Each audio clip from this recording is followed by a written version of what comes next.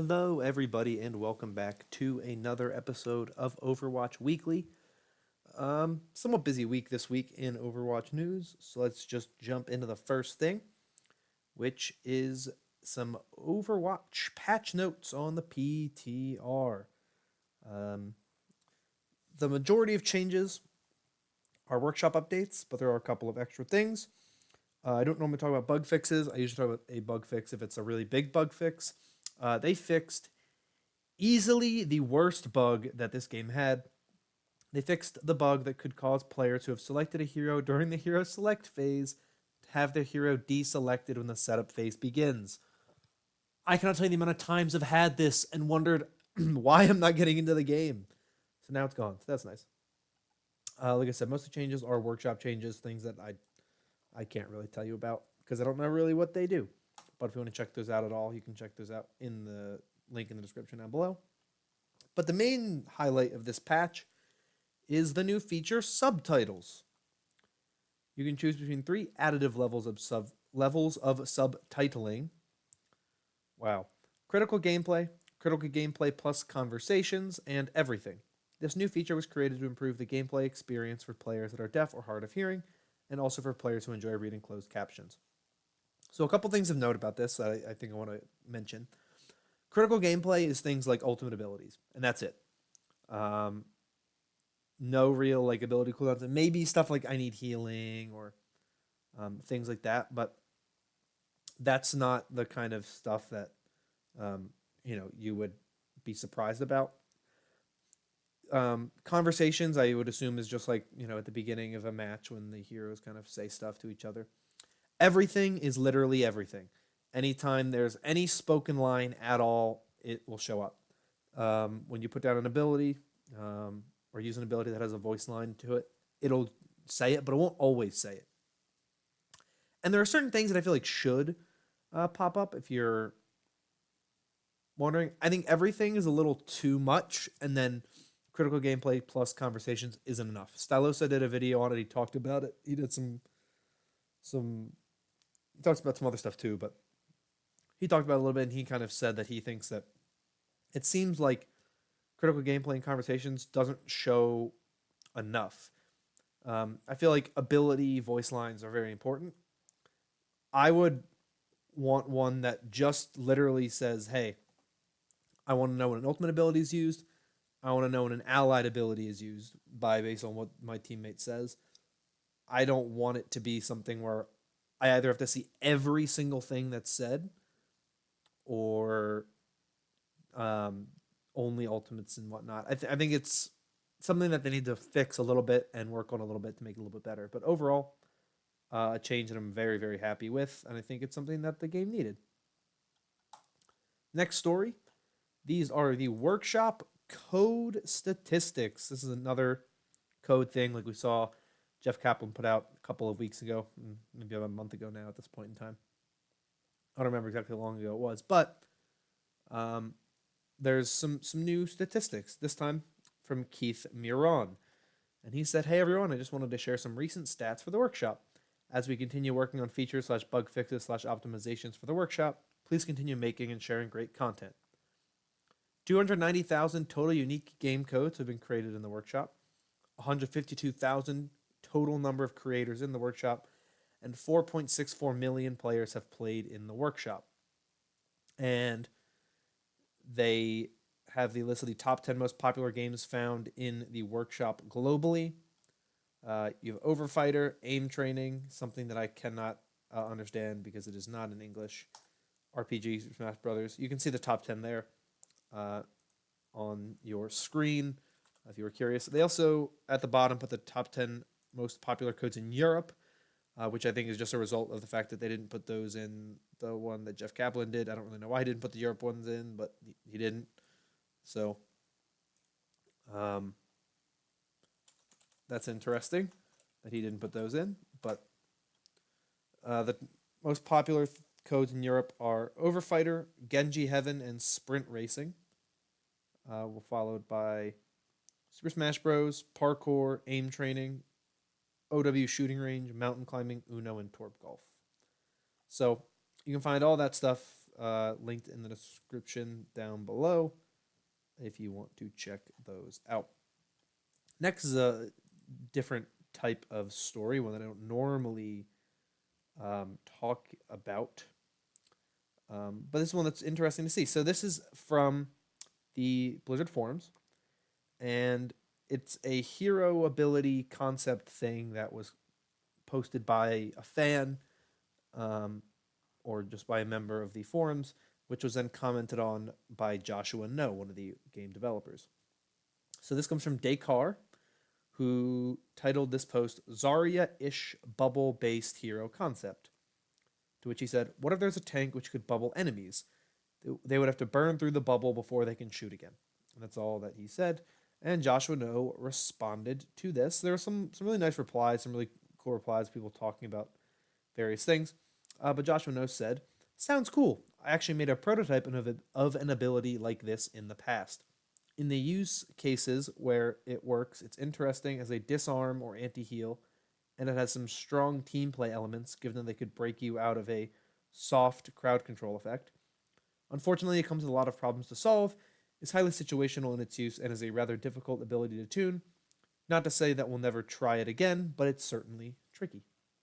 It's always nice to hear about comments on different ability prototype things, and things that they've tried, that they've tried tons of ideas in the past. But this one's an interesting one. I think that'd be a cool ability, though it would definitely be one that I would never use well. I would assume it would be on a tank, though I guess a support also could work, but most likely be on a tank, maybe a DPS. And so I'd be bad at it because I'm not really good at the game anyway, but definitely not good at DPS, and tank is where I start to get a little mixed there. Now we're going to move into some Overwatch League stories. The first one has to do with the 2019 MVP voting. And the difference between the 2019 MVP and the 2018 MVP. So this is an article on the Overwatch League website. As always, link is in the description down below, but let's get into it. Last season, Jjonak took the Overwatch League by storm, helping propel the New York Excelsior to a league-best 34-6 record and single-handedly redefining the impact of the support role. His outstanding effort landed him the 2018 MVP award presented by T-Mobile. The MVP award is once again up for grabs, and we've got all the details on how you can get involved with a new selection and voting process this year. On July 25th, we will reveal the top 5 MVP candidates. The 5 candidates will be nominated through ballots submitted by the general managers of all 20 Overwatch League teams. Fans can then vote for one of the 5 players that they think most deserves the honor. Voting will be held on Twitter and on the Overwatch League Twitch channel from July 25th through August 24th, which is the end of Stage 4. You can vote on Twitter using hashtag OWLMVP, and either the Twitter handle or battle.net name of your MVP candidate. For example, you could vote for Jjonak on Twitter using hashtag OWLMVPJJonak or hashtag OWLMVP @JJonakLove. Visit our team pages in case you need help with any of the player names. Fans will be able to keep track of voting results on a leaderboard on OverwatchLeague.com during the voting period. We'll then combine your votes with final ballots from press that covers the league, team coaches, GMs, league casters, and analysts to determine a final winner. Fan votes will count for 25% of the final vote. The winner of the 2019 MVP presented by T-Mobile will be announced during the season playoffs, which start Thursday, August 29th at Blizzard Arena, Los Angeles.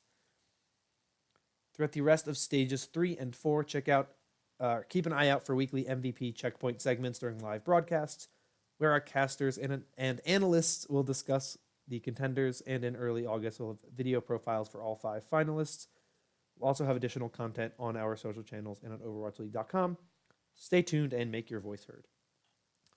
So, MVP voting a little bit different this year. I like the way they're doing it this year. I think it's nice to have those 5 candidates. Because I think this season is a lot more open, the MVP race. Everyone knew last season that Jjonak could be the MVP. I think he was the obvious choice. This season, there are definitely some options. I know my personal pick. I personally think that right now, the MVP is Sinatra. A lot of people I know are going to say Bumper, of course, from the Vancouver Titans, um, which I understand why. But I just think Sinatra is a little bit more of the MVP. I think he does a lot more for his team.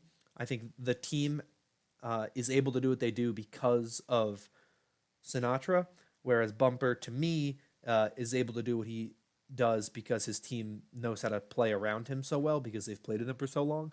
So that to me is why Sinatra is the MVP. But obviously, different opinions, and this is not a video on Overwatch League. It's Overwatch news, but this is the MVP news. We'll see on July 25th who the finalists are. I'm excited to see who they are. I think it'll be very nice to see who we got. Speaking, though, of the MVP and the 2018 MVP, we have a new skin coming to the Overwatch game. This one is the 2018 MVP Jjonak Zen Nakji skin. It's a legendary skin. It will be available June 27th through July 14th. Here is a picture of Jjonak holding the concept art for the skin signed by a bunch of the devs. So that's the skin. There's a nice video that goes along with the article linked in the description, so if you want to see that, you can see that. I'm not going to read this whole article, but I'll just read kind of this opening stuff here. It started with a call in the off-season. On one end was Jjonak, superstar support for the New York Excelsior, who had recently been named MVP of the inaugural Overwatch League season. On the other end were Arnold Sang, assistant art director for Overwatch, and Marissa Palumbo, senior producer for Overwatch Esports. We'd like to make you an MVP skin. The discussion didn't center around concepts so much as Jjonak's personal interests, his signature animal, the octopus, his favorite color, pink, his fashion sense. The call ended, Jjonak went back to his off-season, and that's when the work began on the first ever player-inspired skin since the start of Overwatch. Months later, on a bright Saturday afternoon in Irvine, Jjonak and his NYXL teammates filed through the near-empty halls of the Overwatch department at Blizzard's main campus. The 2018 Overwatch League MVP Jjonak Zen Nakji Legendary Skin was finally ready to be revealed. And it was worth the wait for the immediate torrent of excited syllables as Jjonak and friends finally laid eyes on the creation. A deep-sea take on the Omnikira, which fuses aquatic elements with classic NYXL branding, and the crowning features an encased pink octopus where Zenyatta's metal dome normally perches, and a wreath of those same octopi in orb form. If you want to read the full article and see a little bit more about what people say, and some little cheeky conversation about Jjonak saying some stuff about Prophet from the London Spitfire. Nothing bad, just some fun little banter. Some interesting stuff there. Definitely something I would recommend you read if you're interested in learning more about the skin. I'm really excited for the skin. It's available, like I said, June 27th. That is this Friday when you'll be able to get it. I would assume at 2 p.m. it'll become available. Sorry about that. So when it's ready to be picked up, you can pick it up through July 14th. But that is all of these stories I have for you today. Thank you so much for watching. If you enjoyed, consider liking and subscribing for more content like this in the future, as it also helps out with the channel. But also, love yourselves, everybody. Obviously, the internet has been in a bit of a mourn, of course, of the recent events online. So take care of yourselves. If you're ever feeling like you need help, you're not weak if you go and get it. It's something that I think you are entitled to. You deserve to feel happy and like a person. So those are my closing remarks here. So thank you again. And have a great day, everybody. And I'll see you all next time.